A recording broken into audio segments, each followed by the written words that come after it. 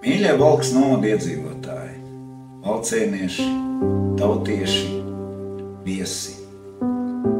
Novembris ir tas mēnesis, ka mēs atceramies savas valsts dzimšanu.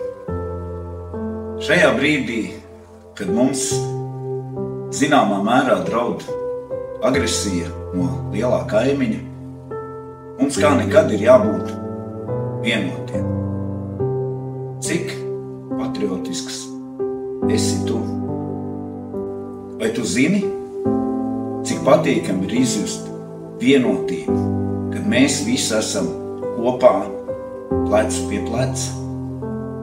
Tāda iespēja mums būs, kā jau katru gadu, 11. novembrī, kad mēs pulcēsimies lāpu gājienam, lai atcerētos tos vīrus, kuri nolika galvas par mūsu brīvību. Gribi būt viens no mums, 17. pie Valkas baznīcas. Paņemsim lāpas un dosimies uz kapiem pieminēt šos brīvības cīnītājus. Atnāks!